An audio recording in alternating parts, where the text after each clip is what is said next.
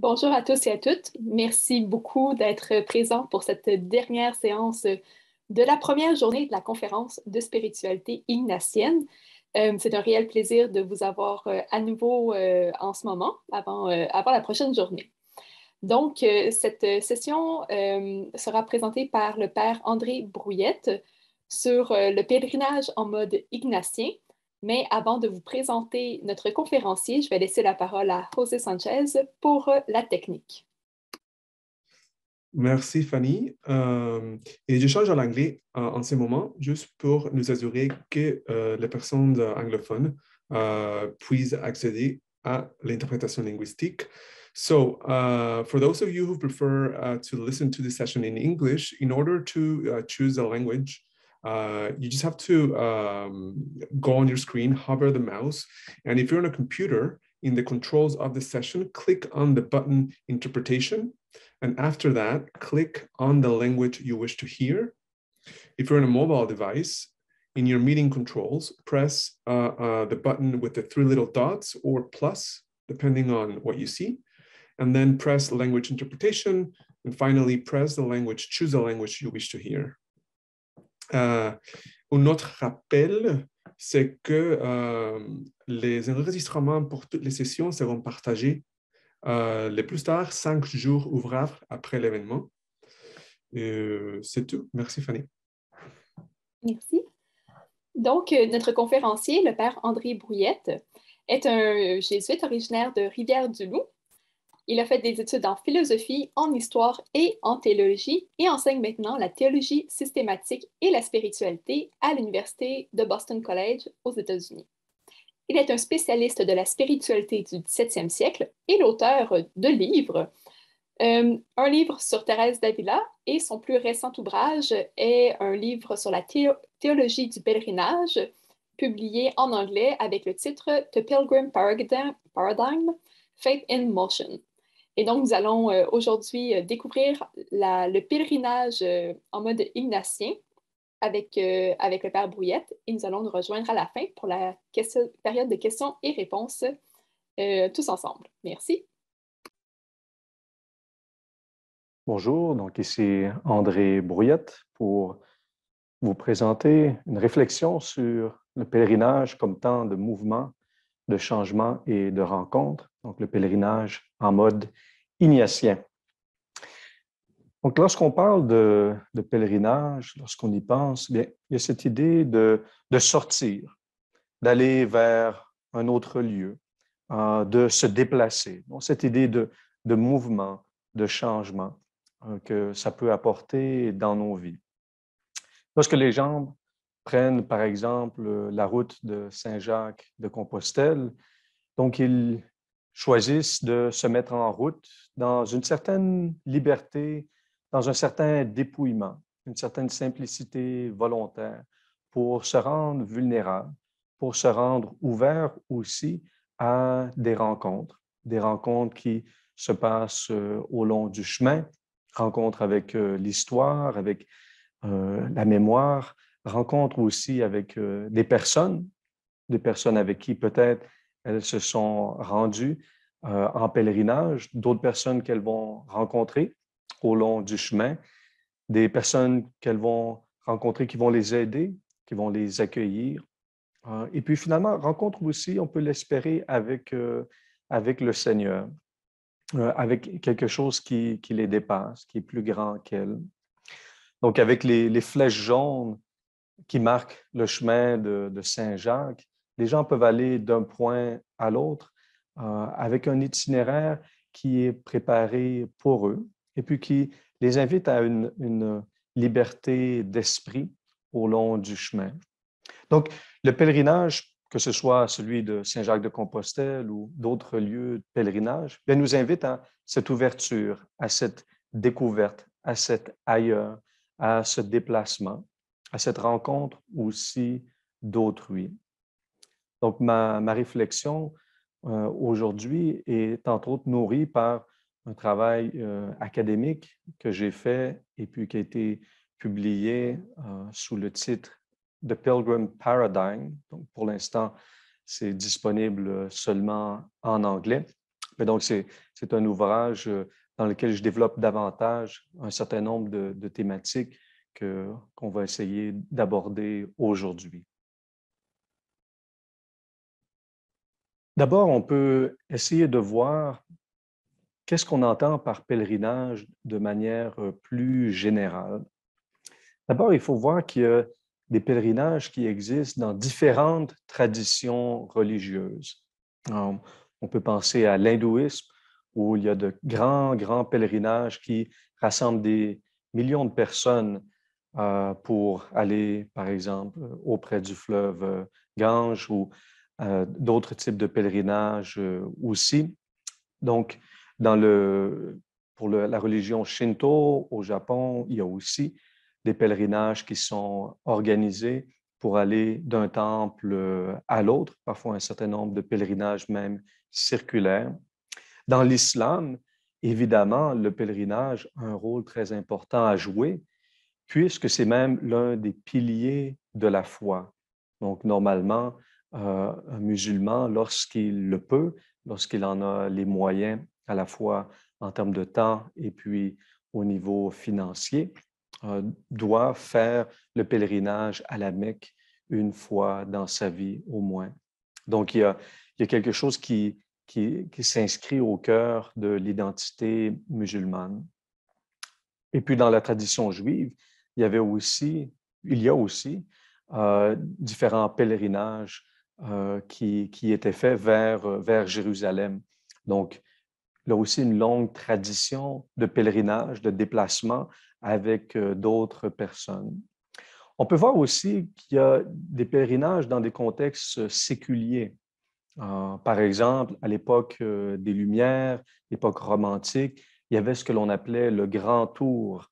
Donc, c'était pour des jeunes aristocrates européens la possibilité d'aller visiter différentes villes, d'être touchés, contempler des œuvres d'art et l'architecture des siècles passés, donc en passant entre autres par Rome.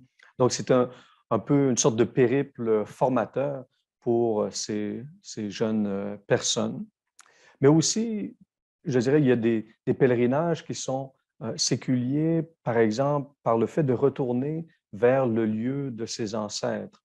Par exemple, bien des Québécois peuvent retrouver, je dirais, leur généalogie, puis peuvent identifier à des lieux précis en France ou ailleurs l'endroit d'où sont partis certains de leurs ancêtres. Et donc, on peut faire un pèlerinage de cette manière-là en retournant vers le lieu d'où nos ancêtres sont partis. Alors, on voit ça je dirais, surtout en Amérique du Nord, cette idée de pouvoir retourner aux sources. Alors, des Irlandais canadiens ou Irlandais américains qui vont en Irlande pour, je dirais, goûter la patrie d'où sont partis les ancêtres. On peut faire aussi des pèlerinages dans un contexte séculier pour rendre hommage à une personne que l'on apprécie. Par exemple, se rendre à Montréal, sur le plateau pour visiter les lieux des romans de Michel Tremblay ou se rendre au lieu natal d'un personnage historique que l'on admire. Donc, le pèlerinage ne se fait pas simplement dans un contexte religieux, peut se vivre aussi dans un contexte séculier. Mais donc, pour venir au pèlerinage dans un contexte chrétien, il faut voir que, alors ça n'a jamais été une obligation pour les chrétiens que de se rendre en pèlerinage dans un lieu ou l'autre, bien qu'il y ait une tradition populaire qui est très ancrée, et puis depuis les premiers siècles, c'est-à-dire se rendre au tombeau des saints était un événement important pour les premiers chrétiens, pour rendre hommage à ces martyrs. Donc, se rendre sur le lieu soit de leur exécution ou encore simplement le lieu de leur tombeau. Donc, c'est ainsi que Saint-Paul hors les murs à Rome ou la basilique Saint-Pierre au Vatican, donc témoignent de cette dévotion à se rendre en pèlerinage au lieu du tombeau des apôtres. Les pèlerinages à Jérusalem ont aussi été très importants, grosso modo depuis le 4e siècle de l'ère chrétienne. Donc, les chrétiens se sont rendus à Jérusalem pour voir les lieux où Jésus avait habité, où il avait œuvré et puis où il avait aussi été mis à mort, puis ressuscité. Donc, il y a un certain nombre d'églises, de lieux qui peuvent trouver vraiment leur source, leur racine à cette époque donc ancienne.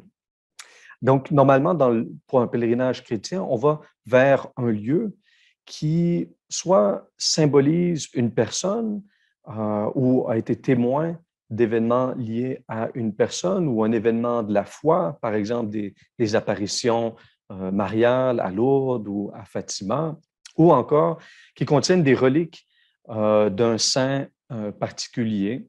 On peut penser donc au frère André à l'oratoire Saint-Joseph à Montréal. On peut penser au sanctuaire des martyrs canadiens à Midland, en Ontario, qui est à la fois le lieu du martyre d'un certain nombre de jésuites, mais aussi un lieu où on retrouve des reliques de certains, donc des jésuites qui ont été tués là-bas. Donc, lorsqu'on pense pèlerinage, je dirais, ça peut être intéressant d'avoir un certain nombre de caractéristiques pour dire qu'est-ce que l'on entend par pèlerinage, parce qu'il y a différentes manières de faire des pèlerinages. On peut les faire en avion pour se rendre dans tel ou tel lieu. Bon, lorsqu'on va en Terre Sainte, pour des gens d'Amérique du Nord, ben, il faut pour la plupart du temps prendre l'avion. Il y a parfois des pèlerinages qui peuvent se faire à pied. J'ai parlé un peu du chemin de Saint-Jacques-de-Compostelle, donc c'est un lieu possible. Lorsqu'on va à Sainte-Anne-de-Beaupré, au Québec, la plupart du temps, on y va en voiture. Donc, c'est une autre manière de faire pèlerinage, un peu la même chose pour Notre-Dame-du-Cap à Trois-Rivières. Donc, il y a une multiplicité de manières de vivre le pèlerinage, à la fois aujourd'hui et puis à travers l'histoire, donc dans 2 millénaires d'expérience chrétienne.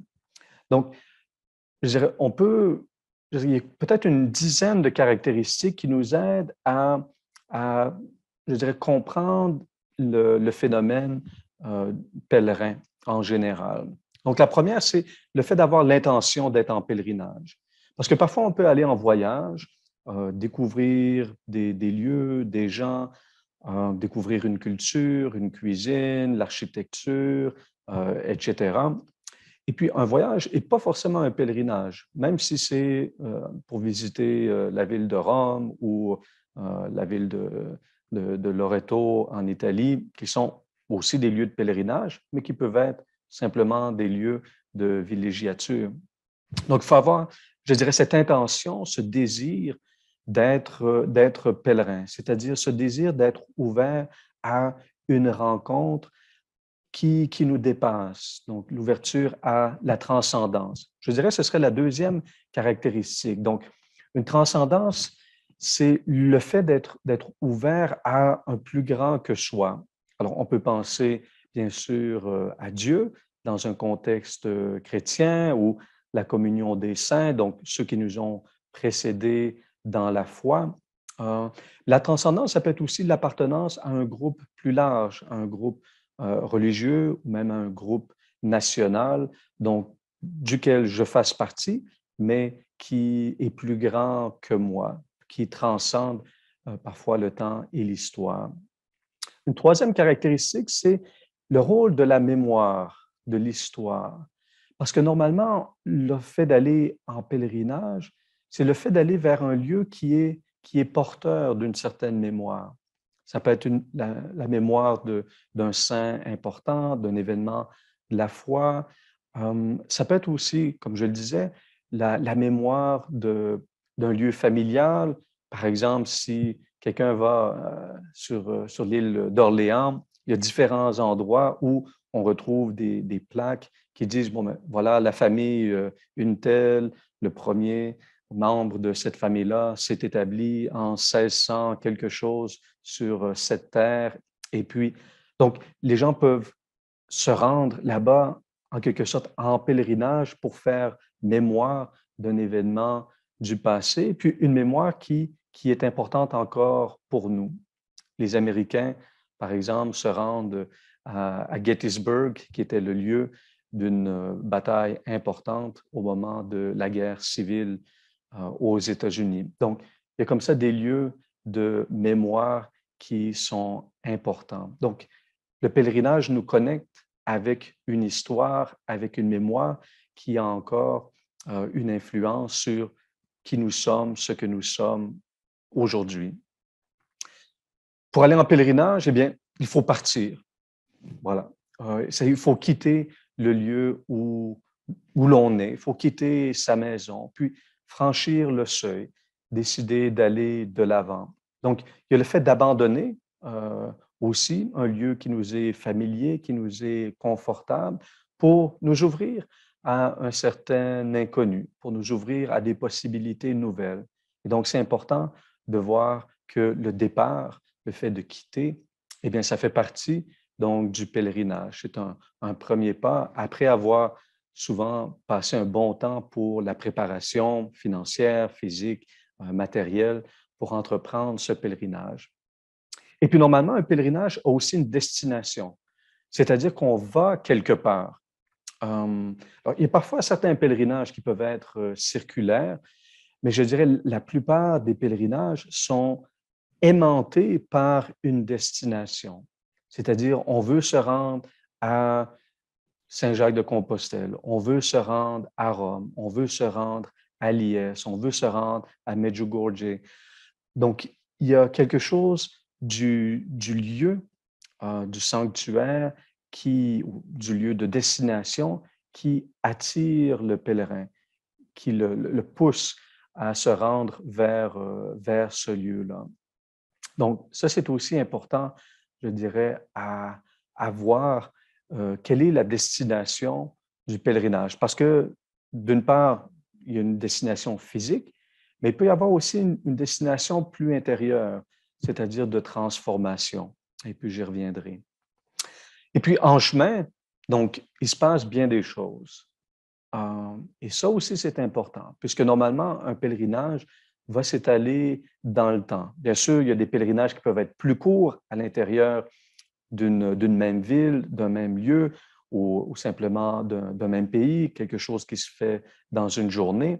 Mais parfois, il y a des pèlerinages qui peuvent s'étaler sur plusieurs semaines, voire plusieurs mois.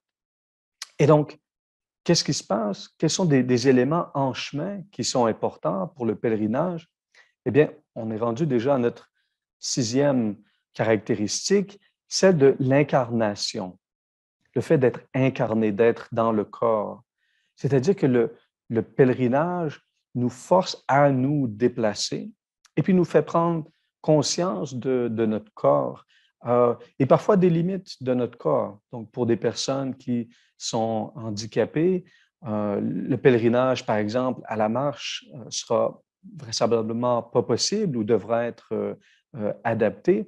Mais même pour les gens qui sont en pleine forme, eh bien, si on a à marcher, eh bien, on va sentir dans notre corps la fatigue, les éléments qui nous entourent, la pluie, la chaleur. Donc, notre environnement va aussi jouer, nous influencer et puis venir nous toucher dans notre chair. Donc, il y a quelque chose de très incarné dans le pèlerinage, surtout lorsqu'on entend le pèlerinage comme cette expérience très physique de déplacement, de mouvement. Et il y a aussi, je dirais, une dimension incarnée parce qu'on va dans un certain lieu, le lieu qui n'est, je dirais, qui représente quelque chose. Par exemple, lorsqu'on parle des reliques, il y a cette idée que le saint vers lequel on se rend, par exemple, le tombeau du frère André à l'oratoire Saint-Joseph, tout près de la crypte, eh bien, il y a quelque chose qui est très incarné. On sait que le corps du frère André eh bien, il est présent là. Et puis en même temps, bon, le frère André, il est décédé, mais ce qui nous connecte à lui, c'est non seulement la pensée, la prière, mais c'est aussi la matérialité de mon corps qui rencontre, je dirais, le corps d'autrui, le corps du saint dans ce cas-ci. Ou en fait, le fait de se retrouver dans un lieu qui a marqué, je dirais, la mémoire des chrétiens, le fait de se retrouver en face de la grotte de Lourdes où Marie est apparue à Bernadette Soubirous. Donc, le fait de se retrouver dans ce lieu-là, eh bien, ça nous touche et ça fait partie donc du pèlerinage, de la dimension incarnée du pèlerinage. Une septième caractéristique, c'est celle de la vulnérabilité. Le fait de se retrouver bon, dans un environnement différent, de se déplacer, d'avoir parfois moins de moyens avec nous, moyens financiers ou matériels. Donc, nous ouvre, nous révèle une certaine vulnérabilité. Le fait que, eh bien, nous avons besoin d'autrui pour nous aider, pour nous accueillir, pour cheminer avec nous. Mais cette vulnérabilité-là nous ouvre aussi à la rencontre parce qu'on n'est pas dans un environnement que l'on contrôle parfaitement. Et donc, ça ouvre en quelque sorte une brèche pour permettre la rencontre d'autrui. Huitième caractéristique, eh bien, l'effort. C'est-à-dire qu'il y a un effort qui est requis par le pèlerinage. Ça peut être un effort financier, un effort physique.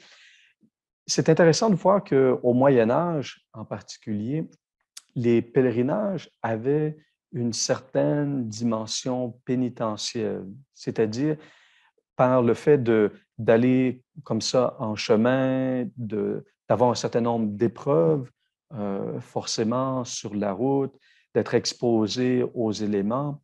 Donc, les pèlerins voulaient expier certaines de leurs fautes, certains de leurs péchés. Et puis, on pouvait parfois leur suggérer, voire leur demander d'entreprendre un pèlerinage pour cette raison-là. Donc, la dimension d'effort, le fait que ce soit un peu ardu, contribue aussi à cette expérience de pèlerinage.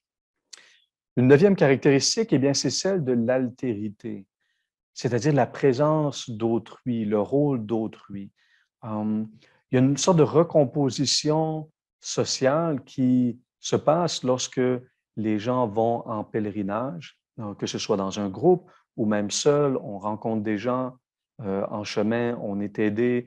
Il y a des gens qui peuvent aussi nous nuire ou ne pas être très, très utiles. Donc, finalement, on peut parfois entreprendre un pèlerinage seul, mais on se rend compte que le pèlerinage, eh bien, il nous englobe dans une communauté de manière différente, même par le fait de se rendre dans un lieu qui soit associé, par exemple, à un événement de la foi ou un saint, on entre, je dirais, plus intimement en communion avec cette personne, en ayant vu les lieux, en ayant touché l'expérience qu'ils avaient faite en ce lieu-là précédemment. Et puis une dixième caractéristique, c'est celle de la transformation. Et puis c'est un peu aussi une question dans le cadre du pèlerinage. C'est-à-dire, est-ce que le pèlerinage est une parenthèse dans notre existence, un peu comme une petite vacance avec un début, une fin, on retourne et puis ensuite la vie continue? Ou bien non, est-ce qu'il y a une transformation de notre être qui s'est produite et qui se continue suite au retour? Donc, est-ce que le pèlerinage a une valeur de transformation? Donc, ces caractéristiques, eh bien, elles ne sont pas parfaitement vécues ou vécues en plénitude pour tout pèlerinage que l'on va faire nécessairement. Mais je dirais, elles nous permettent de voir, eh bien, qu'est-ce qui, dans nos expériences, est de l'ordre du pèlerinage, puis parfois aussi à quoi être attentif pour rendre l'expérience du pèlerinage encore plus fructueuse. Puisque l'on veut regarder le pèlerinage en mode ignatien, je voudrais maintenant me tourner vers ce mode ignatien par différentes perspectives. La première perspective, eh bien, c'est celle d'Ignace de Loyola lui-même. Donc, c'est de lui que l'on a le terme ignatien. Donc, Ignace qui était le fondateur des Jésuites, donc il a vécu au 16e siècle, donc il est né en 1491 et puis décédé en 1556. Donc, dans un 16e siècle où l'Europe s'ouvre de plus en plus à ce qu'elle appelle le Nouveau Monde, c'est l'époque aussi où il y a la réforme protestante, donc avec Luther, Calvin et les autres. Donc, une époque de transformation assez importante dans ce contexte historique. Et donc, Ignace lui-même est pèlerin. Et là, il faut voir de quelle manière. D'abord, on a un texte que l'on appelle le récit du pèlerin, parfois qui est appelé aussi l'autobiographie. Mais il faut voir que ce n'est peut-être pas vraiment une autobiographie. On y reviendra. Mais donc, ce texte, c'est un texte qui est assez court, une centaine de paragraphes, qui est assez intéressant aussi à lire. Il y a beaucoup de péripéties qu'Ignace nous raconte dans ce texte. C'est un texte qui l'a en quelque sorte dicté à la fin de sa vie à un compagnon jésuite. Donc, ce n'est pas un texte qu'Ignace lui-même a écrit, mais c'est quelque chose qui est né de conversations qu'il avait avec Luis Gonçalves da Câmara, donc, qui était un secrétaire pour lui, qui était aussi un jésuite. Et donc, il a eu ces conversations avec Gonçalves da Câmara. Et puis, suite à ces conversations, le soir, après le souper, parfois en marchant dans le jardin, eh bien, Gonçalves allait prendre des notes. Et puis, finalement, on obtient le texte qui nous est accessible aujourd'hui. Donc, pourquoi est-ce que c'est un texte intéressant? Puis pourquoi est-ce qu'on appelle ça le récit du pèlerin? Donc, c'est un texte dans lequel Ignace raconte un certain nombre de pèlerinages dans son existence. D'abord, pour les 26 premières années de sa vie, on a très peu d'informations. C'est réglé en une phrase. Et puis, pour les dernières 15 années de sa vie, on a aussi très peu d'informations. Ignace dit, eh bien, il y a d'autres personnes qui savent ce qui s'est passé et puis qui pourront le raconter encore mieux. Donc, le texte que nous avons, eh bien, se concentre sur la période entre la blessure d'Ignace de Loyola à la bataille de Pamplune jusqu'au moment, grosso modo, où il arrive à Rome, au moment de fonder la Compagnie de Jésus. Donc, ce sont ces années formatives très importantes pour Ignace qui seront l'objet de ce texte, de ce récit. Et donc, au début, alors Ignace, d'une manière, ne dit pas son nom dans le texte. Ignace est présenté à la troisième personne du singulier, donc un « il ».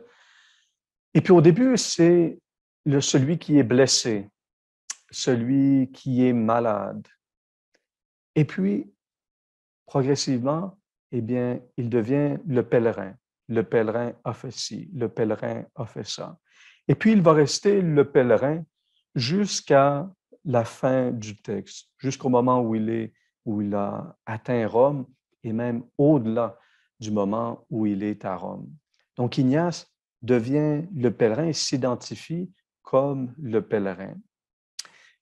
Alors, je parle de différents pèlerinages. D'abord, c'est qu'Ignace, eh bien, suite à la bataille de Pamplune, il est blessé, il est ramené par les Français au château de sa famille à Loyola. Et puis, durant un temps de convalescence, il lit différents ouvrages. Et puis, à un moment donné, sent ce désir de changer de vie, de se mettre à la suite du Christ de manière assez radicale, parce que c'est un homme qui était ambitieux. Et donc, pour imiter le Christ en tout, quoi de mieux que d'aller en Terre Sainte, d'aller à Jérusalem. Et donc, c'est ce qu'Ignace comptait faire, et ce qu'il a fait d'ailleurs. Donc, aller à Jérusalem à la manière de Jésus pour y vivre, très simplement, il dit, en mangeant des herbes, en s'y rendant presque nu-pieds, et puis pour ensuite aider les pèlerins qui se présenteraient là et peut-être recevoir l'Eucharistie, puis le sacrement de réconciliation de la part des franciscains qui avaient la responsabilité de la Terre Sainte, des lieux, de certains lieux de Terre Sainte pour les chrétiens. Donc, c'était son projet, un projet en quelque sorte d'imitation de Jésus. Et puis, Ignace entreprend ce pèlerinage vers Jérusalem, c'est-à-dire il s'y rend, il passe d'abord par l'abbaye de Montserrat, près de Barcelone. Il passe ensuite un certain temps à Manresa, tout près de Montserrat, donc là aussi, dans la région de Barcelone. Finalement, il va y passer presque une année pour, je dirais, approfondir la dimension spirituelle de sa vie et donc avoir de grandes expériences de Dieu là-bas, entrer en conversation aussi avec d'autres personnes qui ont leur propre expérience de Dieu. Donc, et puis finalement, toutes sortes de péripéties, pour lui, difficulté d'être reconnu parfois en route, trouver l'argent, la partager avec des gens pauvres, obtenir le passage parce qu'il fallait, donc, après être rendu à Venise, avoir le passage par bateau pour aller jusqu'à Jérusalem. Finalement, Ignace arrive à se rendre à Jérusalem et puis va présenter son projet aux franciscains qui lui disent « Ignace, retourne en Europe ». Donc, voilà, son plan de vivre à la manière du Christ, de vivre comme le Christ dans une grande pauvreté en servant les gens, les pèlerins qui se présenteraient en Terre Sainte ou les gens qui y sont. On lui dit non. Donc, c'est une fin un peu de non-retour. Et puis, il doit retourner donc, en Europe. Et puis, il doit se demander aussi quoi faire.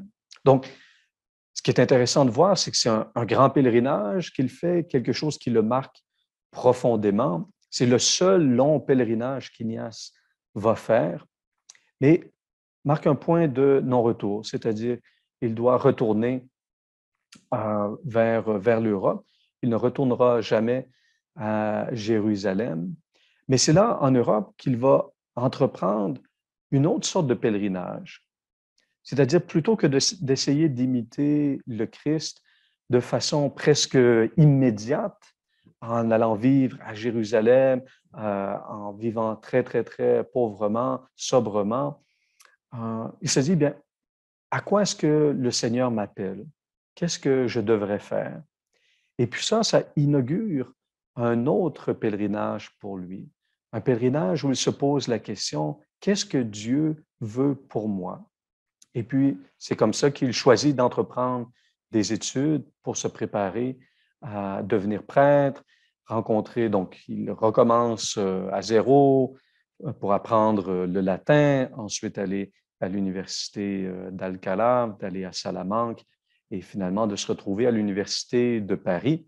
Donc, tout en faisant ça, il a des compagnons avec qui il discute de ses projets, il affine sa manière d'accompagner les gens par les exercices spirituels, et puis il clarifie aussi son projet vocationnel, de telle sorte que lorsqu'il arrive aux portes de Rome, dans une petite chapelle qui s'appelle la Storta, donc dans le lieu s'appelle la Storta, où il y a une petite chapelle, eh bien, il a une vision de Dieu, le Père, qui le met avec le Christ portant sa croix et puis qui lui dit, eh bien, je vous serai propice à Rome. Et donc, pour Ignace, c'est en quelque sorte la confirmation, après plusieurs années d'études et puis de préparation, que oui, c'est la destination que Dieu veut pour lui. Donc, c'est un long pèlerinage à la fois physiquement, géographiquement, mais aussi intérieurement. Donc, un pèlerinage qui l'amène à Rome et puis qui l'amène à devenir compagnon de Jésus. Donc, un premier pèlerinage qui est un pèlerinage vers Jérusalem, pèlerinage d'imitation. Un deuxième pèlerinage qui l'amène jusqu'à Rome avec une identité nouvelle. Et puis après ça, le pèlerinage, eh bien, il va se poursuivre, mais intérieurement.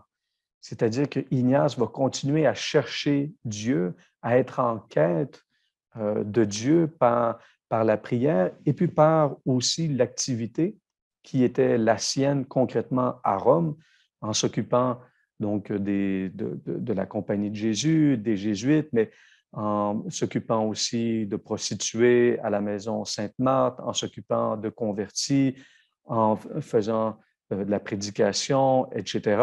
Donc, dans sa vie quotidienne, par la prière, par l'action, eh bien, il était amené à chercher et trouver Dieu. Donc, à demeurer pèlerin, mais pèlerin, je dirais presque immobile, puisqu'il va passer toutes ces années-là à Rome sans bouger vraiment beaucoup. Donc, le pèlerinage devient intérieur. Donc, c'est en ce sens-là que, je dirais, Ignace est une figure de pèlerin très intéressante parce que, alors, il se décrit lui-même comme pèlerin et puis il nous parle de pèlerinage de différentes manières, différentes strates de pèlerinage. Une deuxième manière ignatienne de vivre le pèlerinage, c'est comme outil de formation.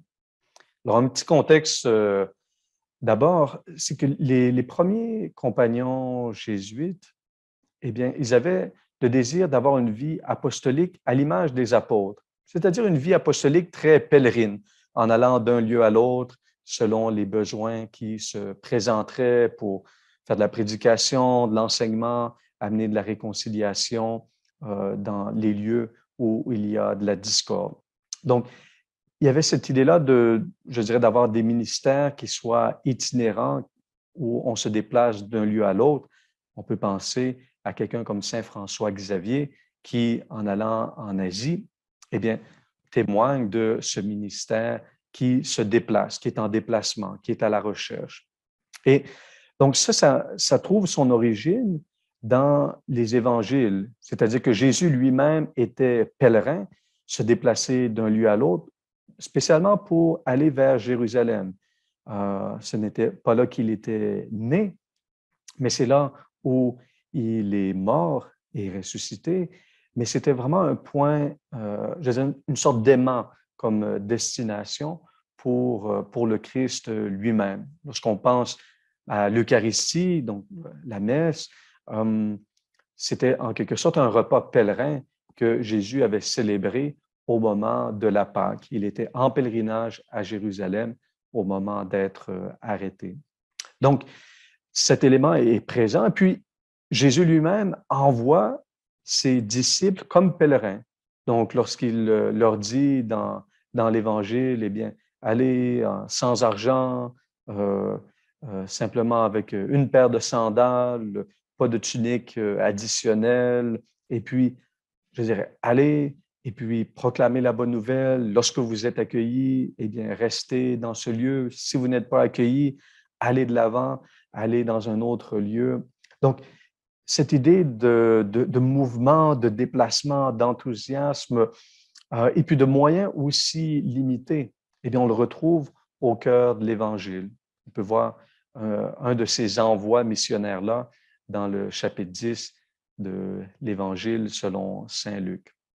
Mais on peut voir ça aussi dans les actes des apôtres, donc dans la vie des premières communautés chrétiennes, après le départ de Jésus, après l'ascension. Donc, les premières communautés chrétiennes où il y a beaucoup de mouvements. Donc, il y a parfois des expulsions d'un lieu qui dispersent la communauté, mais avec une figure comme Paul, il y a ce désir d'aller dans d'autres lieux, d'aller à Corinthe, d'aller à Thessalonique, de se rendre même jusqu'à Rome. Donc, un désir de proclamer une bonne nouvelle, d'apporter un message, de se déplacer. Et puis, avec la figure de l'Esprit, qui est donc ce Dieu qui pousse au déplacement, qui pousse à la nouveauté, qui amène la nouveauté dans le monde et puis dans la vie de la communauté. Donc, comment est-ce que le pèlerinage en mode ignatien est devenu un outil de formation? Bien, on a vu comment le pèlerinage a été important pour Ignace lui-même dans son expérience personnelle. Et donc, il a voulu que les personnes qui voudraient devenir jésuites, qui voudraient devenir ignatiens, eh bien, qu'ils aient aussi cette expérience de pèlerinage. Parce que ça disait quelque chose d'important de ce mode de vie à la suite de Jésus. Et donc, dans la période qu'on appelle le noviciat, qui est de nos jours, donc la période de 2 ans qui commence un parcours pour la vie religieuse jésuite. Donc, il y a un certain nombre d'expériences qui sont très importantes. Et puis, au départ, Ignace en prévoyait 3 qui étaient les principales. Donc, 1 mois pour servir les pauvres dans un établissement approprié, par exemple un hôpital ou un lieu semblable. Donc, service, je dirais, caritatif, très, très simple des pauvres. 1 mois d'exercice spirituel, donc de retraite en silence, et puis on y reviendra. Et puis un autre mois qui se passe en pèlerinage. Et puis, je vous donne ici un extrait des Constitutions. Alors, c'est ma traduction, ce n'est pas la traduction officielle, mais qui nous parle un peu de ce qui est recherché par cette expérience que l'on demande aux jeunes hommes, dans ce cas-ci, qui veulent devenir jésuites. Donc, je cite. Le 3e expériment est de passer 1 mois en pèlerinage, sans argent et en quêtant même de maison en maison pour l'amour de notre Seigneur, au moment opportun, dans le but de s'habituer à l'inconfort en matière de nourriture et de logement, en laissant ainsi de côté le soutien qu'il pourrait trouver par l'argent ou toute autre chose créée. Le candidat pourra, avec une vraie foi et un amour intense, mettre sa confiance entièrement en son Créateur et Seigneur. Fin de la citation. Donc, on voit un peu ce désir d'ascèse, de simplicité, désir aussi de mettre sa confiance en Dieu. C'est-à-dire que partir en pèlerin, c'est d'accepter de ne pas avoir beaucoup de moyens à sa disposition, c'est accepter d'aller de l'avant et puis, voilà, se confier en quelque sorte à la providence. La providence qui est, je dirais, représentée, manifestée par des gens autour de nous qui peuvent donner un peu d'argent, un peu de nourriture, qui peuvent accueillir pour un temps ou pour longtemps. Donc, cette expérience de pèlerinage est une expérience qui se poursuit encore de nos jours.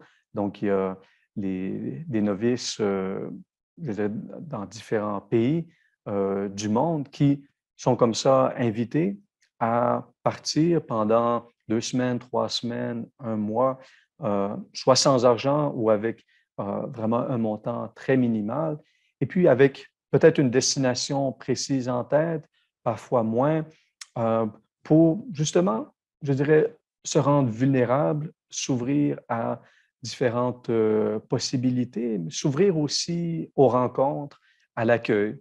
Donc, si vous avez l'occasion de parler avec un jésuite un jour, d'abord, vous pourrez lui demander s'il a eu l'occasion de faire un pèlerinage durant son noviciat.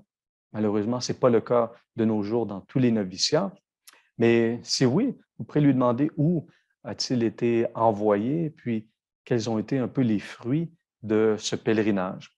Donc, dans notre contexte, eh bien, il y a des gens qui sont allés en pèlerinage, par exemple, vers Guadeloupe, au Mexique, donc en récoltant l'argent nécessaire pour le passage.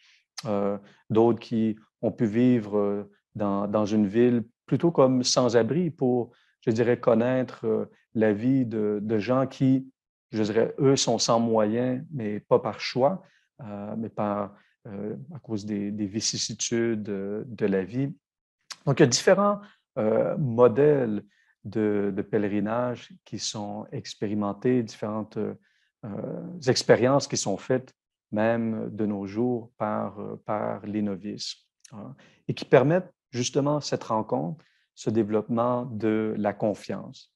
Donc ça, c'est une deuxième manière ignatienne de faire pèlerinage.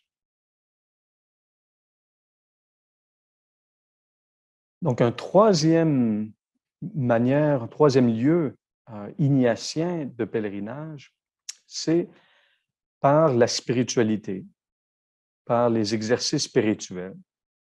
Alors, vous allez peut-être être un peu surpris de ça, mais lorsque j'avais fait, il y a quelques années, une soirée sur le pèlerinage avec une communauté chrétienne locale, eh bien, certaines personnes étaient allées en pèlerinage dans différents lieux locaux, nationaux ou internationaux.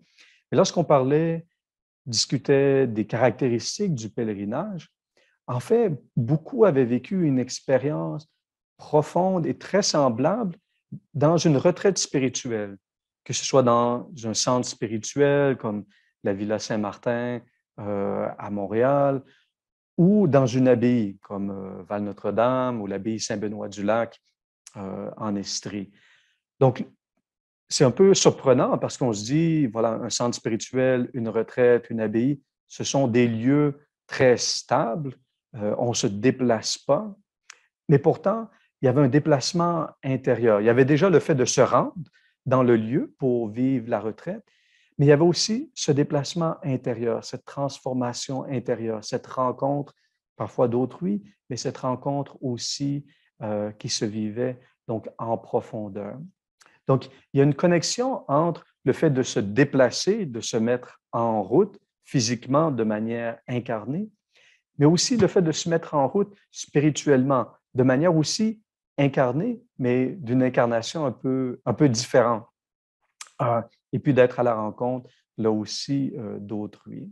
Donc, un bel exemple de cette, je dirais, dialectique entre l'intériorité et puis l'extériorité dans le pèlerinage, dans la dimension intérieure, spirituelle et la démarche de marche ou de déplacement, eh bien, on peut la voir dans le récit du pèlerin russe. Donc, c'est un ouvrage qui est très agréable à lire, un ouvrage qui est je dirais, un classique de la spiritualité orthodoxe. Donc, on y dépeint un pèlerin qui est, je dirais, à la fois à la recherche de lieux saints. Donc, il veut se rendre à Irkoutsk, il veut se rendre à Kiev, il veut se rendre éventuellement à Jérusalem. Donc, le fait d'aller vers des sanctuaires, vers des églises, vers des lieux physiques, des lieux de pèlerinage connus, acceptés. Donc, il se déplace, mais il est aussi, et peut-être même d'abord, à la recherche de la prière continuelle. C'est-à-dire qu'il se sent interpellé par l'invitation de Saint Paul à prier sans cesse. Alors, il se demande, eh bien, comment est-ce que je peux prier sans cesse? Parce que, bon, il doit travailler, il doit manger, il doit se déplacer. Et puis, c'est pour lui, je dirais, une quête intérieure de dire comment prier sans cesse. Et donc, dans le récit, on voit qu'il rencontre des personnes qui vont l'aider, des conseillers spirituels, euh, d'autres personnes qui pratiquent la prière, des gens qui sont charitables. Alors, de différentes classes sociales, des gens plus pauvres, des militaires, des propriétaires terriens, des ecclésiastiques, et qui, je dirais, l'accompagnent, l'aident pour un temps, pour court, un temps long, dans sa quête de cette prière continuelle, de pouvoir prier sans cesse. Et donc, on voit à travers ces récits, ces différents textes, comment eh bien, il rencontre autrui, comment il est aidé par autrui, comment il aide autrui aussi dans ce cheminement, dans cette démarche qui allie, je dirais, le désir de transformation intérieure, la quête intérieure, et le fait d'être en déplacement, d'être attiré par la destination, d'être à la recherche de cette transcendance qui le dépasse, qui nous dépasse. Dans le monde protestant, c'est intéressant de voir que le pèlerinage, eh bien, il est d'abord vu comme une démarche intérieure.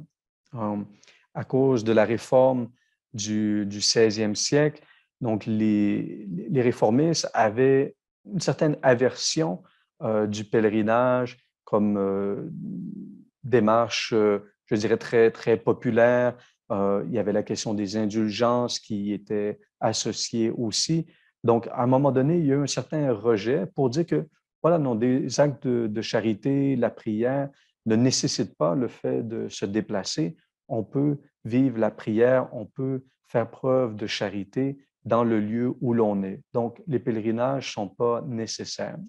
Alors, mais en même temps, la piété protestante, eh bien, elle a quand même intégré le pèlerinage, mais justement comme dimension spirituelle, pour dire le pèlerinage, le vrai pèlerinage et le pèlerinage intérieur.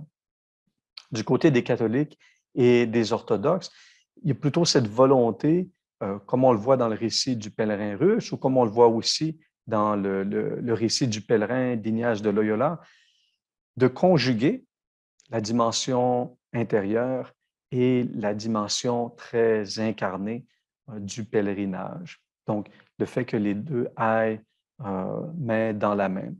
Et donc, pour la dimension intérieure, les exercices spirituels de Saint Ignace tracent justement un certain chemin, c'est-à-dire qu'il y a une destination dans les exercices de Saint Ignace. On va vers un certain lieu, lieu de rencontre avec le Seigneur. Il y a un chemin qui est tracé pour nous. Donc, les exercices se divisent en ce qu'on appelle des semaines. Donc, il y a différentes étapes sur la route. Une première étape qui est une étape d'abord d'ancrage dans l'amour de Dieu, d'ancrage aussi dans notre réalité humaine qui est parfois brisée et puis en attente de réconciliation. Et puis, alors, on se rend à une première étape de cette réconciliation, de cette considération de notre vraie nature comme fils, fille aimé de Dieu. Et puis ensuite, le chemin se continue dans une deuxième semaine, une deuxième étape, le fait de marcher avec Jésus, d'être avec lui, de le voir faire des miracles, prêcher la bonne nouvelle. Donc, Jésus qui se déplace de lieu en lieu, qui rencontre différentes personnes, qui est actif. Et puis donc, le pèlerin intérieur qui fait les exercices spirituels, eh bien, il est invité à cheminer aussi avec Jésus, à se rendre dans ces lieux et puis à voir quelle est sa place. C'est aussi intéressant que les exercices spirituels, eh bien, sont faits avec quelqu'un. Il y a toujours un accompagnateur ou une accompagnatrice qui est là pour nous aider, pour être un compagnon de route. Ce n'est pas quelqu'un qui nous donne forcément la direction, mais c'est quelqu'un qui nous accompagne, je dirais, dans notre chemin. Et donc, il y a cette deuxième semaine, une troisième semaine où on se rend jusqu'à Jérusalem, jusqu'à la Semaine sainte, jusqu'à ce moment où Jésus eh bien, vit l'arrestation, avant ça, l'institution de l'Eucharistie, donc la dernière scène, la crucifixion. Et donc, on passe ce temps un peu plus, je dirais, dramatique, mais aussi plus stable avec Jésus. Et puis ensuite, on continue la route avec une 4e semaine, Jésus qui apparaît dans différents lieux, dans différents groupes de disciples. Et puis, à la fin des exercices, eh bien, je veux dire, on a fait tout ce parcours et puis on est invité à continuer. C'est-à-dire que ce n'est pas assez de dire, voilà, j'ai fait l'expérience, je peux cocher et puis c'est terminé.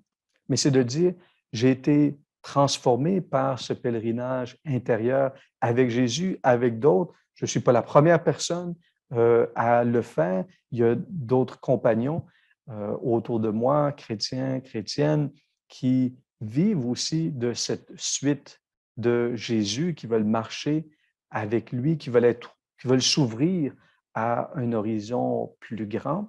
Et donc, après la retraite, eh bien, il faut continuer d'en vivre en quelque sorte. Donc, de trouver sa place, d'incarner dans, je dirais, dans le pèlerinage extérieur, dans l'extériorité du pèlerinage, ce qui a été vécu dans une intériorité spirituelle profonde. Donc, c'est une invitation, une expérience qui transforme et puis qui allie intériorité, extériorité. Un des moyens qui nous est donné par la spiritualité ignatienne, et puis on le voit entre autres dans le cadre des exercices spirituels, c'est ce qu'on appelle la prière d'alliance ou l'examen. C'est-à-dire, c'est le fait de prendre un temps ou plusieurs temps, mais au moins un temps quotidien pour faire une relecture de notre expérience, pour voir comment Dieu a été présent dans une période donnée. Par exemple, si c'est un examen, une prière d'alliance qui est faite à la fin de la journée, eh bien, c'est de voir comment Dieu a-t-il été présent à ma personne, à notre monde au cours de cette journée? Quels sont des moments où j'ai pu voir à travers les événements, à travers des personnes, cette présence du Seigneur? Et puis, pour pouvoir, je dirais, être conscient du fait d'être en pèlerinage, que je suis en pèlerinage avec le Seigneur et que le Seigneur est aussi en pèlerinage avec moi, que Dieu marche avec moi, avec nous. Parce que, voilà, comme chrétien, pèlerinage en mode ignatien, eh bien, il nous relie à une longue tradition, donc d'abord d'un Dieu qui s'est incarné en Jésus-Christ, donc un Dieu qui est venu parmi nous, qui a mis sa tente parmi nous, qui a planté sa tente parmi nous, et donc un Dieu qui a choisi de se faire humain, de se montrer à nous pour nous amener, bien sûr, vers lui. Mais ça nous connecte aussi avec tout ce peuple élu, le peuple juif qui a été, je dirais, accompagné dans sa marche par le Seigneur, une marche de libération au sortir du pays d'Égypte, marche vers la terre promise. Donc, c'est aussi comme peuple que l'on est appelé à marcher vers le Seigneur.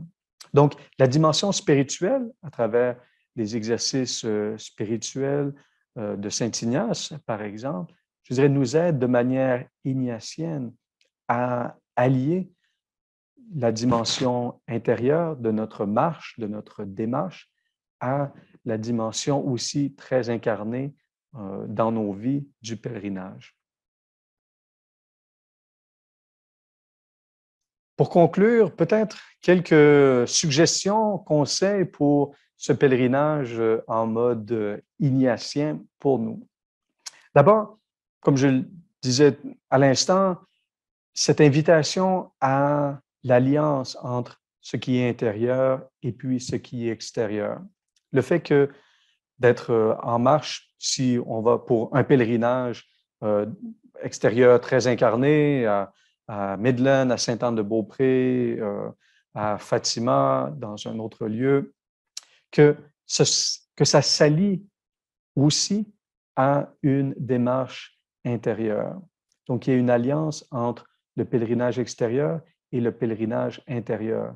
De la même manière, réciproquement, que si on est en marche ou en démarche intérieure, eh bien, il y a une invitation à ce que cette démarche intérieure, elle porte des fruits concrets dans nos vies quotidiennes. Donc, qu'elle soit visible, qu'elle soit manifestée par ce pèlerinage extérieur qui nous fasse nous déplacer, qui nous fasse nous mouvoir, bouger. Un autre élément, c'est le fait de nous poser la question, quelle est la destination? Donc, on voit que le pèlerinage, en général, eh bien, nous invite à considérer la destination, le lieu où l'on veuille se rendre. Donc, comment est-ce que la destination m'attire? Quelle est la destination qui est la mienne? Alors, oui, il peut y avoir parfois une destination physique de lieu que l'on veuille visiter, mais là aussi intérieurement, quel est ce Dieu qui m'attire, qui m'aimante? Comment est-ce que je veux me laisser attirer, porter vers lui? Comment est-ce que je veux continuer à le chercher, ne pas simplement m'arrêter? Un autre conseil peut-être, c'est l'importance de la rencontre. C'est-à-dire que même lorsqu'on va seul en pèlerinage, ou que ce soit le pèlerinage intérieur ou le pèlerinage très incarné, eh bien, on y va finalement avec d'autres. Il y a d'autres personnes qui vont être présentes, qui vont être importantes, qui vont contribuer à ce pèlerinage. Parfois même des gens que l'on va porter dans notre prière. Ça peut même être des gens qui sont décédés, mais aussi la foule des pèlerins qui sont passés avant moi, la foule des saints qui sont honorés dans tel ou tel lieu de pèlerinage. Donc, c'est le fait de voir qu'on n'est pas seul dans un pèlerinage, qu'on est invité à la rencontre de manière large, rencontrer les pèlerins qui sont à nos côtés, rencontrer aussi donc, les gens qui nous aident en chemin et puis à la destination.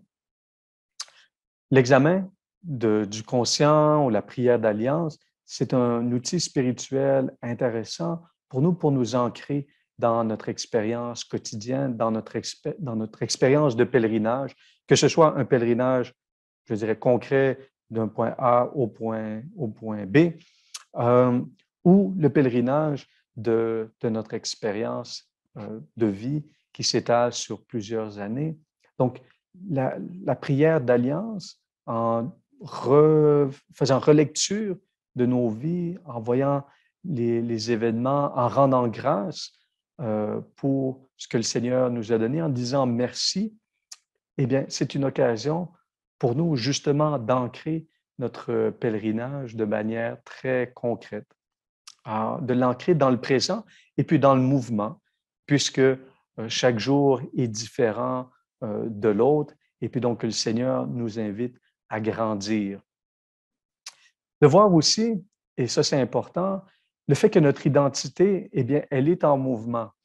On n'est pas simplement inscrit dans un lieu, dans un temps figé, mais qu'on est invité à l'ouverture, à la découverte, on parle de la vulnérabilité, on est invité à continuer à grandir, à être en déplacement, à être en mouvement.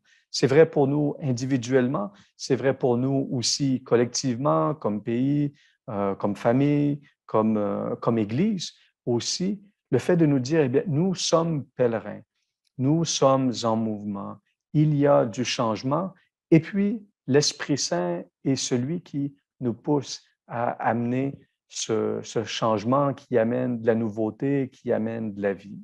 Et finalement, nous rendre compte que, eh bien, le pèlerinage nous invite à la transformation, voir quels sont les fruits que cette expérience nous donne. De la même manière qu'on peut se rendre à Rome, à Jérusalem, à Lourdes, et puis que ce soit simplement un voyage. Et puis, c'est très bien, on aura découvert des choses, on aura appris des choses, mais on ne sera pas forcément transformé. Au cœur du pèlerinage, il y a ce désir que ce ne soit pas simplement une parenthèse, mais que ça entraîne une transformation profonde de notre être. De la même manière, le fait de prier, le fait de lire des textes spirituels, de lire la parole de Dieu, de participer au sacrement, c'est une invitation à la transformation. Alors, il faut se poser la question, prier pour que notre pèlerinage, à la fois intérieur et extérieur, eh bien, qu'il porte du fruit. Donc, je pense que de cette manière-là, eh bien, on peut voir comment il y a une certaine couleur ignatienne que l'on puisse donner au pèlerinage qui nous aide à faire de cette expérience une expérience qui soit fructueuse. Merci beaucoup, Père Brouillette, pour de nous avoir accompagnés finalement à travers les points importants du pèlerinage, à la fois intérieur et physique. J'inviterai les gens à déposer leurs questions dans la boîte de discussion ou dans la boîte de questions et réponses pour que André Brouillette puisse y répondre. Et on va commencer déjà par une première question. Avez-vous vous-même effectué un pèlerinage à pied et serez-vous prêt à parler de votre expérience sur le plan physique et spirituel? C'est bien. Donc, oui, alors j'ai fait différents pèlerinages à pied. Alors, certains étaient un peu courts. Alors, ça ne sera pas très impressionnant si c'est un pèlerinage d'une journée dans une même ville. Mais je dirais, alors, j'ai marché une partie du chemin de Compostelle avec des collègues dans un but bien précis. Mais je dirais peut-être une expérience qui alliait à la fois la marche, l'autostop et puis l'autobus sur à peu près 2 semaines a été assez importante pour moi parce que, bon, dans le noviciat que j'ai fait, on ne faisait pas l'expériment de pèlerinage nécessairement à l'époque. Et donc, j'ai fait ça un peu plus tard. Donc, j'étudiais à l'époque à Paris et puis je me suis rendu je dirais de Paris jusqu'à Loyola, en passant par différents autres lieux de pèlerinage, entre autres Lourdes.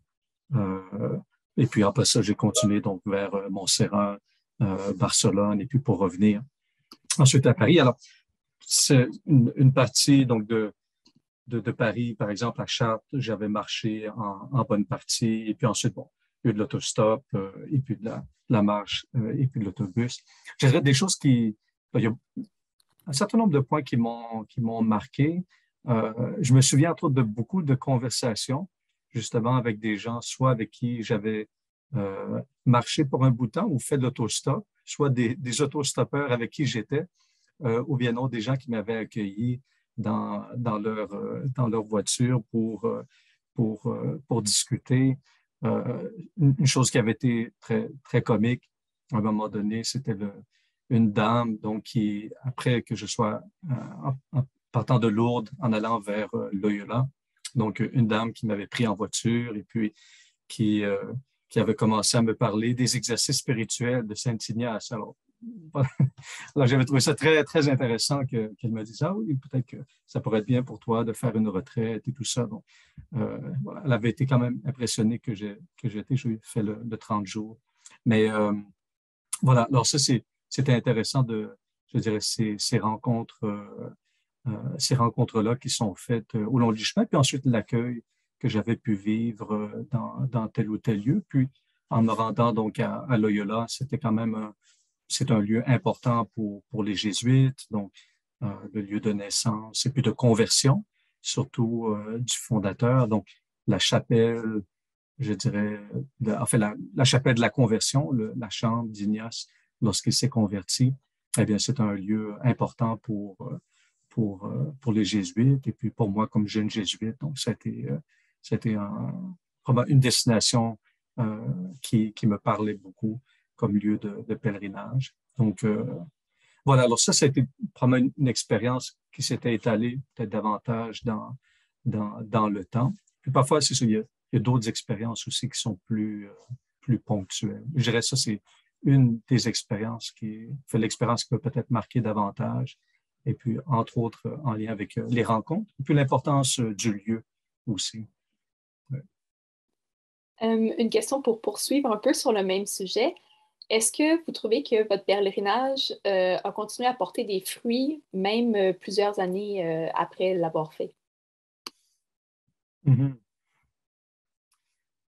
On peut espérer que oui. En fait, donc, par exemple, c'est le seul, ça fait déjà plusieurs années, c'est la seule fois où je me sois rendu à Loyola ou à Manresa, à Montserrat. Donc, il y a certainement quelque chose qui m'habite de ça. Je dirais une autre chose qui a porté du fruit, c'est le fait de se connaître mieux. Donc, parfois, en allant en pèlerinage, j'ai vu certaines de mes limites là-bas qui, par exemple, de manière très, très, très concrète, des fois, le fait de demander. C'est-à-dire, alors, j'avais un peu d'argent, j'en avais pas beaucoup, mais j'avais un peu d'argent, tout ça, mais des fois, simplement, peut-être une certaine gêne à demander ou à être dans la position, de se mettre dans une position de vulnérabilité.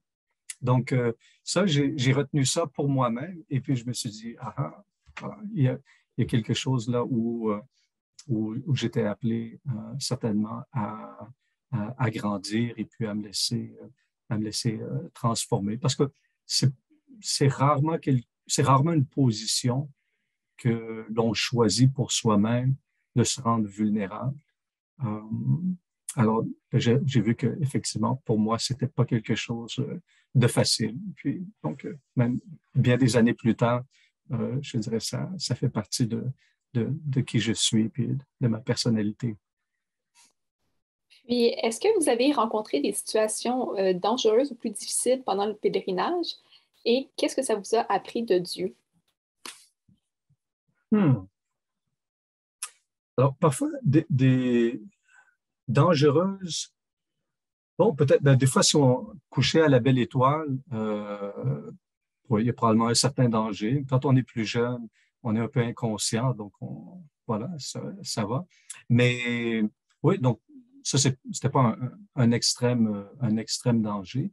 Mais effectivement, il y a ça, mais sinon aussi, des fois, des choses désagréables. Le fait d'être sur le bord de la route et puis d'attendre durant des heures avant de pouvoir avancer, c'est pénible. Donc ça, effectivement, il y a des moments comme ça, puis on se dit, surtout s'il n'y a pas beaucoup de voitures qui passent, et puis on est obligé d'attendre durant des heures. Donc ça, effectivement, ça fait partie de l'expérience du pèlerinage, où le fait d'être pas forcément toujours bien accueilli dans les demandes que l'on puisse faire. Donc, oui, mais voilà, ça fait partie effectivement de l'expérience de vulnérabilité. En général, ma petite expérience a été très, très positive, mais oui, il y a des moments qui peuvent être, qui sont désagréables. Vous avez parlé beaucoup de l'oratoire Saint-Joseph. Il y a quelqu'un qui demande si ce serait quoi les plus beaux lieux de pèlerinage dans l'ouest du Canada? C'est une très bonne question. Alors, je connais moins l'ouest du Canada de manière très concrète, et c'est aussi dans le cadre canadien ou même nord-américain, à cause je dirais, des cycles de colonisation. La plupart des lieux de pèlerinage importants au Canada sont au Québec. Donc, je dirais l'oratoire Saint-Joseph en étant un, Notre-Dame-du-Cap, donc qui est plus ancien, Sainte-Anne-de-Beaupré, qui est encore plus ancien, peut-être le Sanctuaire des Martyrs canadiens à Midland. Après ça, on peut continuer avec d'autres lieux de pèlerinage, Lac-Bouchette, etc.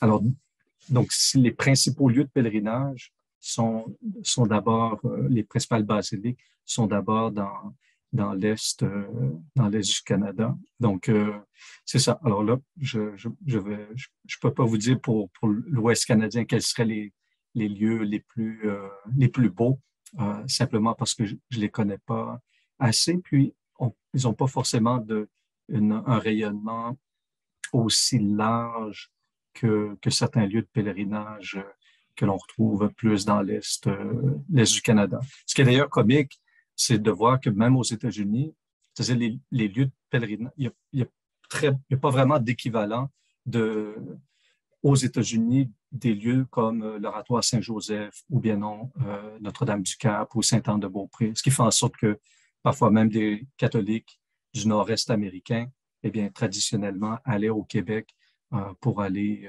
en pèlerinage à ces lieux-là. Donc, des fois, le développement des lieux de pèlerinage se fait de façon organique et puis populaire. Et donc, ça se répartit pas forcément également sur le territoire. Merci. Puis je lis dans les commentaires le lac Sainte-Anne, notamment en Alberta, qui OK. semble faire l'unanimité parmi plusieurs Très bien. personnes. Bon, c'est à noter. Sinon, pouvez-vous nous en dire plus sur le pèlerinage circulaire? Pensez-vous que nous rentrons tous chez nous, donc entre guillemets, en tant que pèlerins? Alors, je pense qu'il y a deux questions ici. La première, c'est normalement le pèlerinage, effectivement, il y a un retour.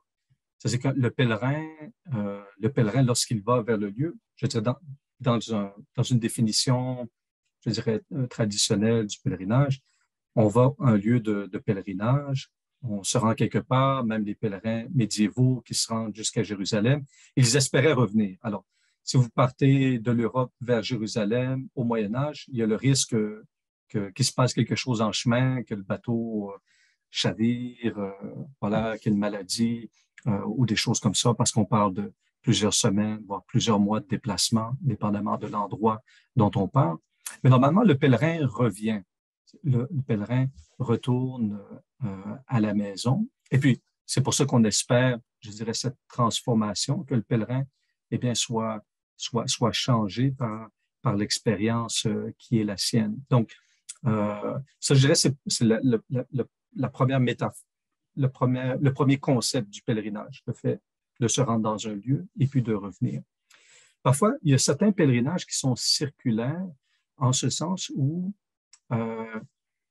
par exemple, on se déplace entre différents sites soit dans une même ville ou dans une même région.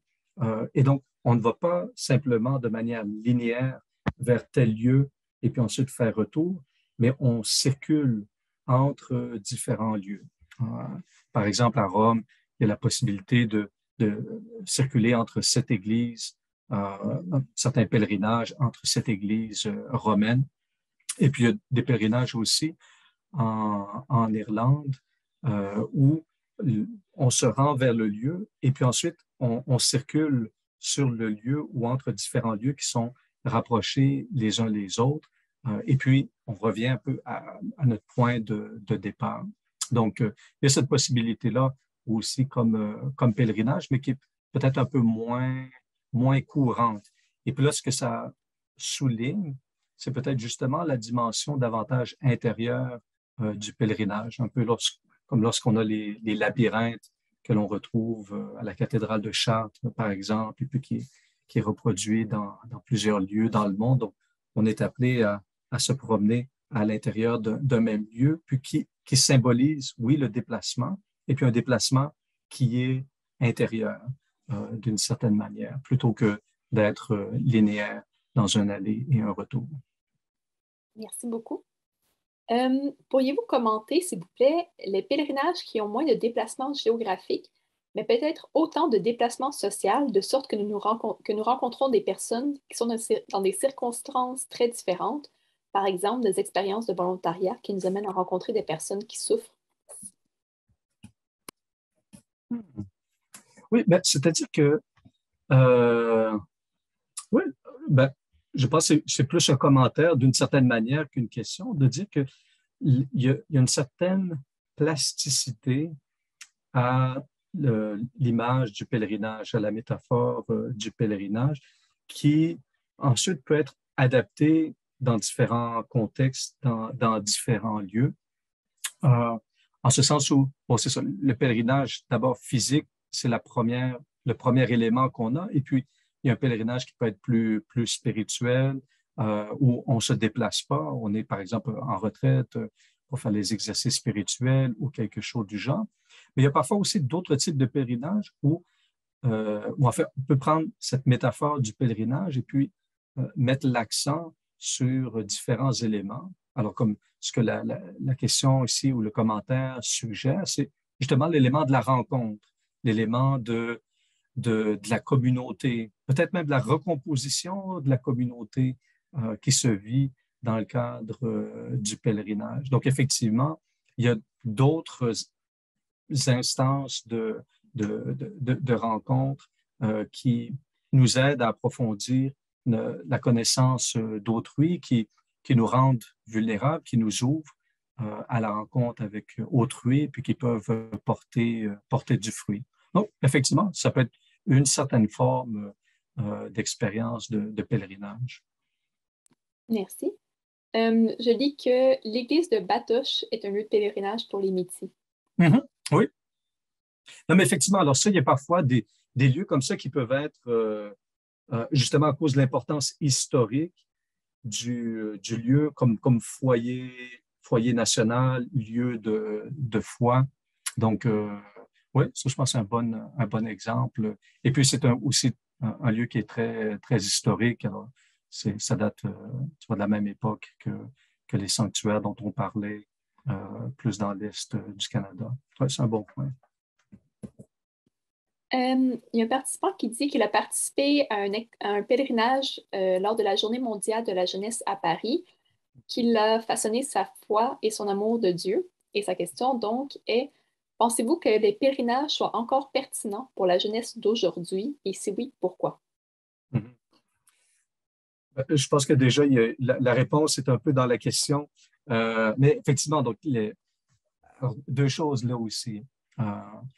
Les Journées mondiales de la jeunesse, donc, qui ont été inaugurées par le pape Jean-Paul II, donc qui rassemble des centaines de milliers, voire des millions de participants à tous les 2 ans, 3 ans, ont été présentés dès le départ comme des pèlerinages.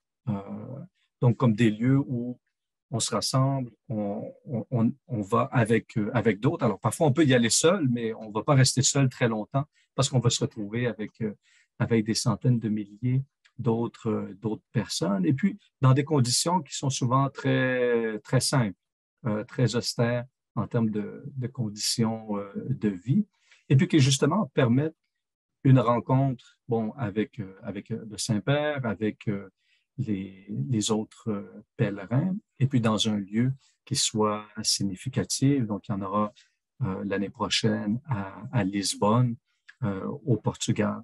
Et puis, ce pèlerinage-là, vraiment, s'adresse à la jeunesse, donc aux jeunes adultes, catholiques ou non. Et donc, c'est je dirais des occasions qui sont très importantes pour justement permettre aux jeunes de se déplacer, d'aller vers le lieu et puis de rencontrer d'autres personnes et puis d'approfondir leur foi. Sur la question même plus large, c'est le deuxième élément, sur les pèlerinages et la jeunesse, ben, quand on va sur le chemin de Saint-Jacques-de-Compostelle, par exemple, alors pour les gens qui viennent d'Amérique du Nord, la clientèle est un peu plus âgée parce que, bon, il y a les coûts pour se rendre jusque là-bas. Mais quand on voit les jeunes, par exemple, d'Espagne, même de France, d'Italie, ce sont des gens très, très jeunes qui vont, bon, quand je dis très jeunes, c'est relatif, mais c'est-à-dire des gens qui, dans la début vingtaine, donc d'âge universitaire ou un peu plus vieux, qui se rendent soit seuls, soit en groupe pour marcher sur le chemin de Saint-Jacques, parce que ben, il y a un peu l'enthousiasme d'une activité qui est très incarnée. Donc, aller marcher, alors ça peut être un peu comme une randonnée, mais en même temps, il y a la dimension additionnelle de foi ou de recherche de quelque chose qui transcende, de transition de vie pour plusieurs de ces pèlerins-là. Donc, il y a quelque chose d'un dynamisme dans le fait de se déplacer, d'aller rencontrer, d'aller toucher, d'aller voir. Et lorsque les gens le font, je serais jeune, bon, comme on dit en français, les voyages forment la jeunesse. Donc, je pense que le pèlerinage aussi forme la jeunesse en modelant une manière de se déplacer, de grandir, d'être en chemin dans sa foi, d'être en chemin aussi avec autrui.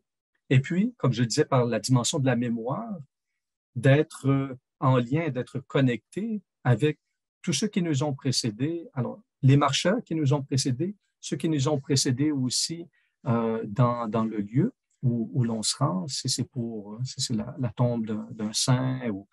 Euh, donc, il y a ce lien-là qui est nourri et qui aide à définir l'identité de la personne, je dirais, pour la suite.